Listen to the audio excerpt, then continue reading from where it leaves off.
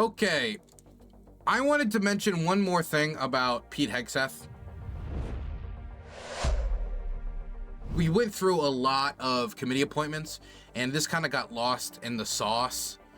Pete Hegseth is kind of dedicated to making sure that all of the military bases that were renamed so that they have, you know, non-Confederate aligned military base names, because the Confederacy rebelled against the Union and the United States is the Union, and having bases named after, you know, a rebellious army that threw off the Union in pursuance of maintaining the institution of slavery.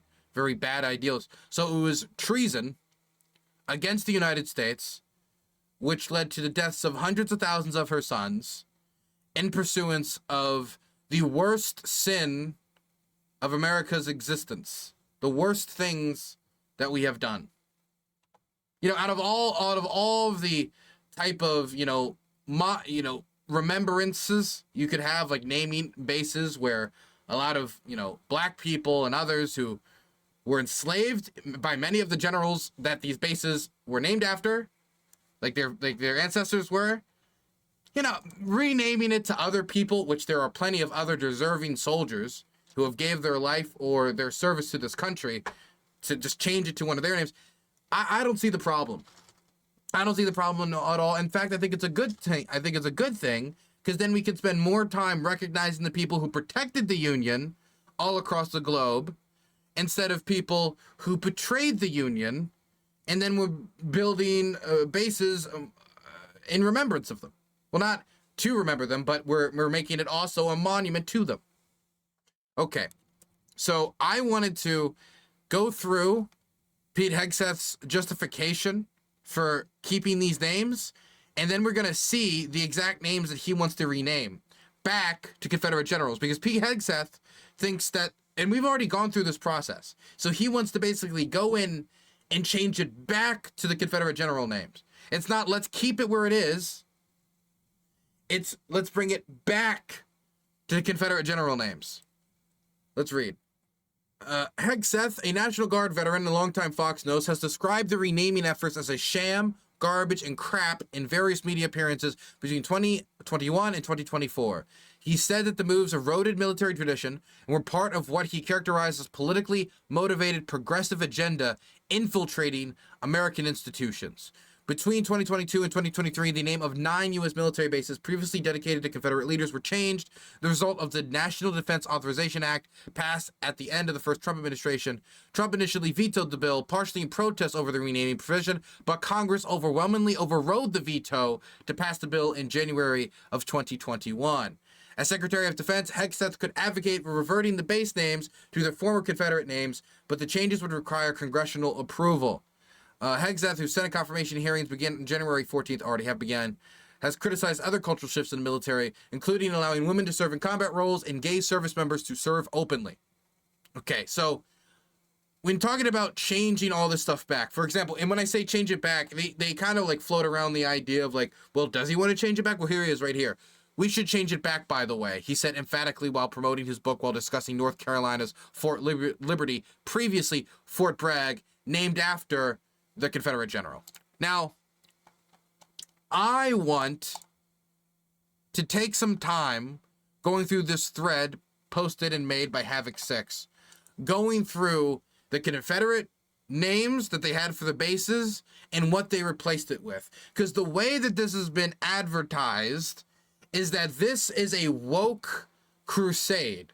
That what's happening is they're taking good, godly, God-fearing Confederate generals and replacing them with woke, pink-haired, lesbian, DEI, diversity nonsense, when instead of honoring good people who betrayed America, we're instead honoring the woke.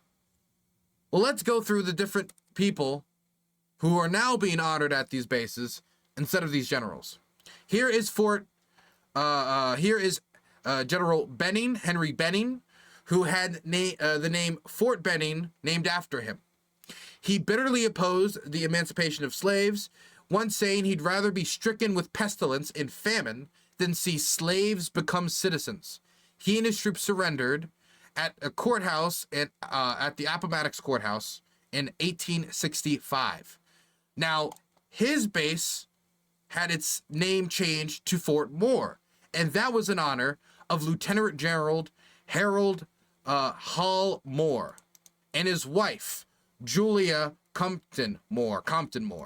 One second, let me just have their faces up here so you can see them. He was awarded for distinguished service for his extraordinary heroism at the Battle of Ladrag Valley. Julia, his wife, was also instrumental in the creation of the Casualty Notification Team, having accompanied the telegrams that were normally delivered to households alerting family members of casualties. So this is a man who was a veteran of the Vietnam War, who was given the Distinguished Service Cross, and whose wife streamlined the ability for widows to learn about their fallen husbands. I feel like it's somebody who could deserve maybe, you know, a name, or at least deserves a name more than the man who said, if the slaves go, I'd rather get sick with the worst of diseases than see a slave go free. Fort A.P. Hill was named after Confederate General Ambrose Powell Hill. He resigned his U.S. Army commission after Virginia seceded from the Union. He died 7 days before the full surrender of the Confederacy during the Third Battle of Pittsburgh. It was renamed in honor of Dr. Mary Walker. Initially rejected for her service by the Army, she later went on to become the first female surgeon in its history.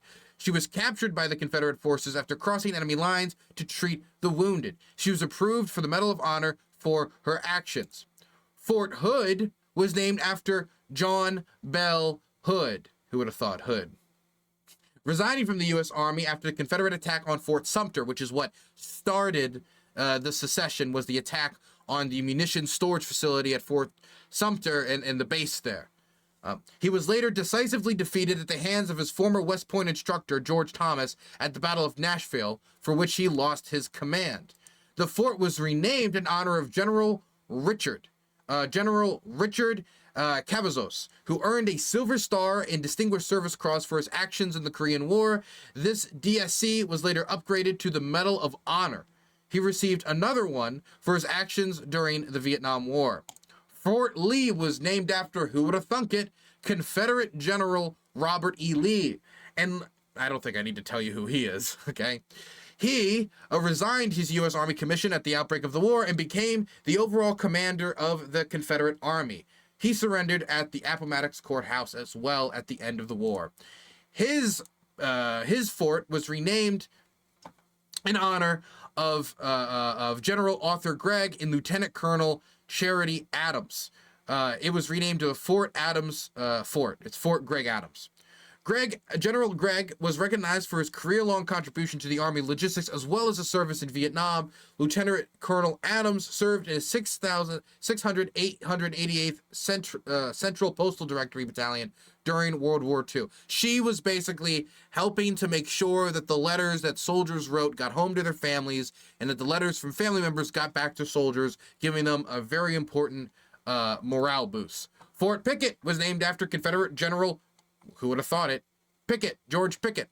He is said to have disliked slavery, even though, you know, his family was deeply embedded with the institution. He was a graduate of West Point. He's mostly known for Pickett's charge, which was a disaster during the Battle of Gettysburg. His name was taken, the fort name was taken and given to Fort Barfoot. It's Barfort, Sergeant Van Barfoot, a participant of multiple amphibious landings, including Sarno and Anzo, the Anzo landing, and later fought in France. He was awarded the Medal of Honor for his actions in Italy, that's where he did the Anzo landing, which included capturing 17 German soldiers and preventing a counterattack by 3 Tiger tanks. God damn. 3 Tiger tanks. He prevented attack by 3 Tiger tanks. My God.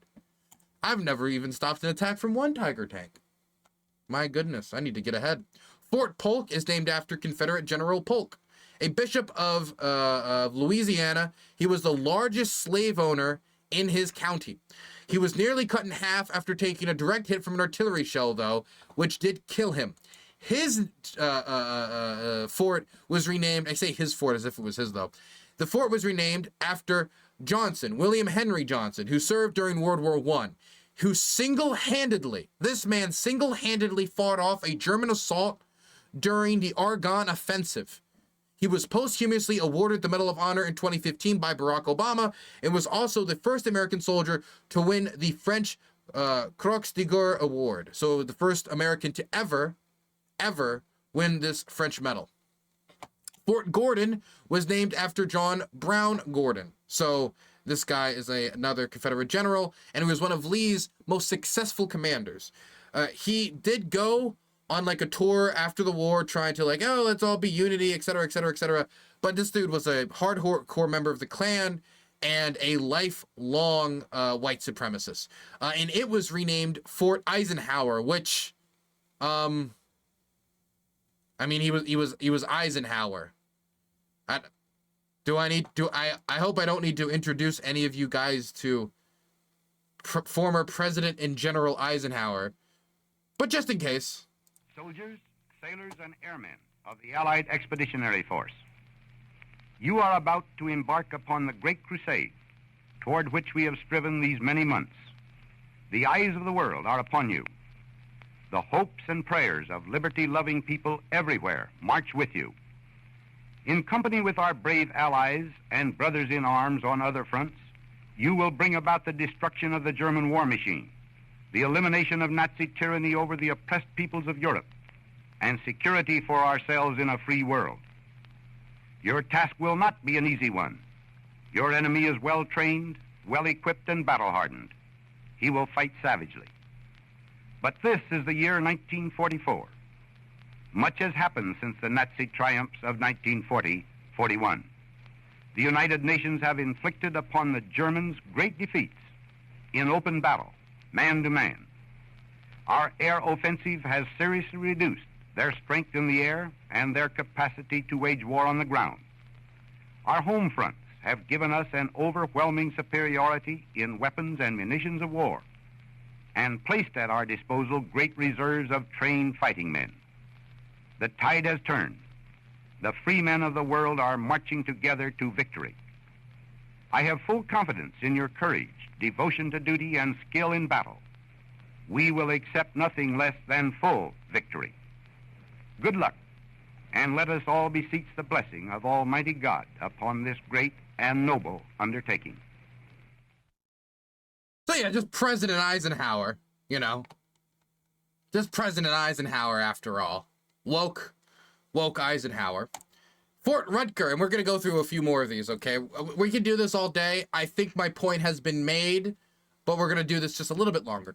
Fort Rucker was named after General Edmund Rucker, initially serving as a sapper in the armed forces. He eventually served in both artillery and cavalry units, most notably Nathan Forrest's Cavalry Corps. Nathan Forrest, of course, would become the Grand Wizard of the Ku Klux Klan, a notorious white supremacist who would help forward that terrorist organization. It was renamed to Fort Novosel after, sorry, cough, after CW4 Michael Novosel. He served as a B-29 commander during the World War, you know, of course, during World War II, also in Korea and Vietnam. It was in Vietnam that he would end up winning the Medal of Honor while piloting a UH-1 Huey helicopter repeatedly into enemy fire in order to rescue wounded troops.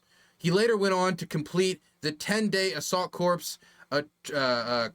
So basically, you know, the 10-day assault course, air assault course. It's a course you have to take to be able to participate in air assaults at age 62, just before he retired, just to show that he could do it. Fort Bragg, of course, a very famous fort, a little notorious too, was named after Braxton Bragg, Confederate officer and, well, I like Have 6 actually just writes unibrow haver, which I think, unibrow expert, which I appreciate. He is considered one of the worst generals of the Civil War, having participated in 7 lost battles, and allegedly was particularly unpopular amongst the soldiers that served under him. And his name was taken off and replaced with Fort Liberty, because freedom. Yeah, no, this is actually just an image put up by Havoc 6, just to shout out Paul Ray Smith, who was a combat engineer in Iraq in 2003, who saved the lives of all their soldiers in Iraq. But Liberty. But honestly, even if Fort Liberty is kind of, you know, softballing and you're kind of checking out a bit, at the end of the day, it's still better than an unpopular, traitorous general who wasn't any good to begin with. And the point I'm trying to get out with going through this big thread and taking the time to actually go through what all these replacements is this isn't some woke crusade to replace all of the white generals with black, lesbian, disabled, neurodivergent, otherkin. That's not the purpose of this. The purpose of this is to make it so that Americans who fought and defended the U.S. Constitution, who are either laying in the dirt or have contributed immensely and have not been properly respected or could be respected more or properly had their story known more, instead of those who betrayed the U.S. Constitution for the worst parts of our society, to defend the worst parts. And many of these people that are being honored are not even particularly people that need to be honored, like Bragg. Why exactly do we need to be honoring Bragg?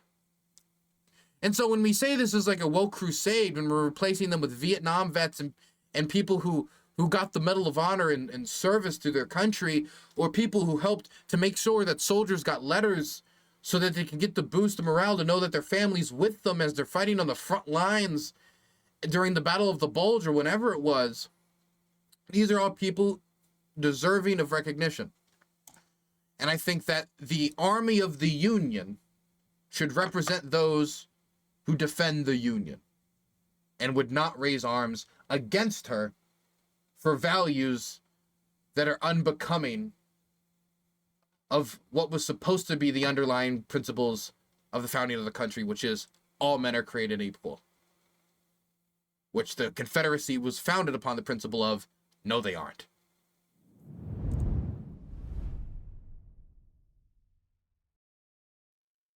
So where is this guy? Did he ever come? No, he didn't.